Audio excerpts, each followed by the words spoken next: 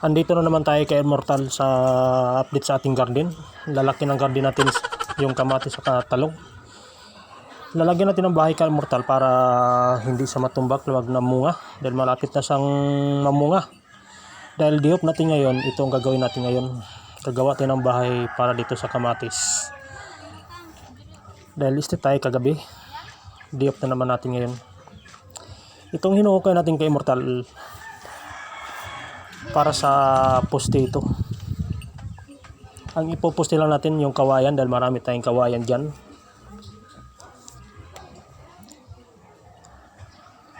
Ito kay Immortal, no, sundan nyo ako para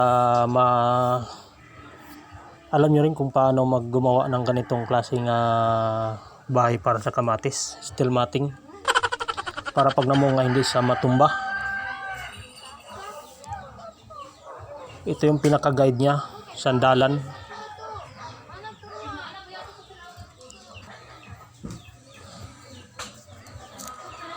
Okay, tapos na tayo magbutas mga ka-Immortal. Kukuha na tayo ng kawayan.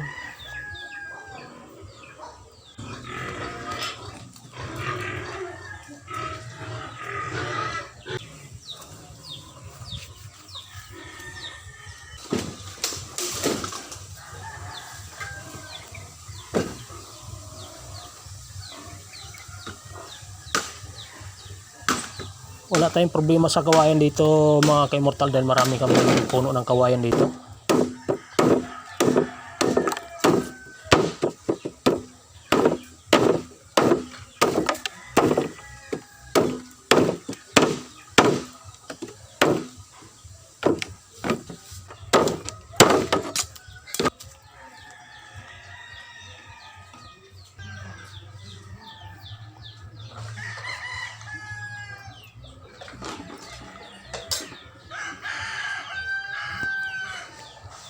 Ito na, itatayo na natin mga ka-Immortal yung poste.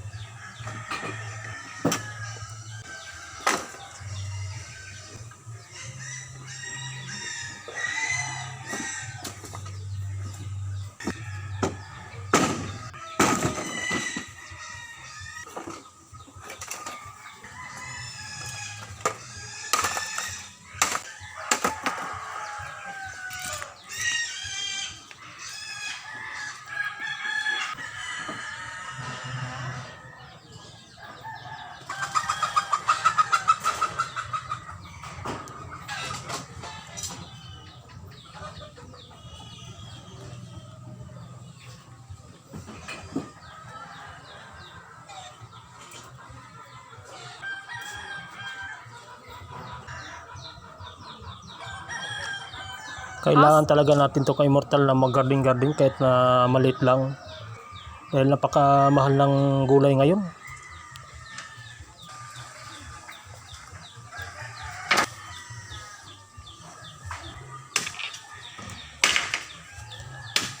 Kaya nga sa panahon ngayon talagang kasipagan na lang dahil napakamahal ng bilihin. Ang liit ng sahod, ang mamahal ng bilihin. Kaya mag-garden tayo mga ka-Immortal kahit na maliit lang ang area natin. At least may maani tayo.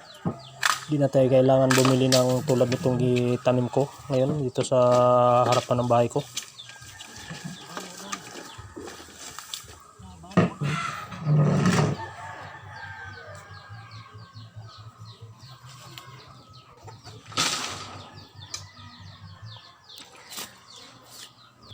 Kung bago pa lang kayo mga ka-Immortal sa channel ko, subscribe my YouTube channel na Immortal Vlog para dumami naman yung subscriber natin, para updated kayo sa susunod naming video.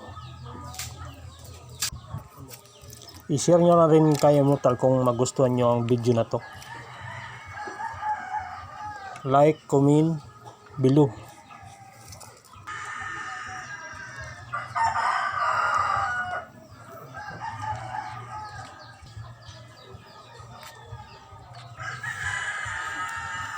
Ayan na mga ka-Immortal, ang lalaki ng mga kamatis natin. Kaya kailangan ng ganito nga pagkagawa para pagka lumaki siya na munga, hindi siya matutumba. May sandalan siya. Yan ang diskarte mga ka-Immortal pag nagtanim kayo ng kamatis. Okay, maraming salamat mga ka-Immortal sa pagpanood nito. Subscribe naman para dumami ang subscriber natin.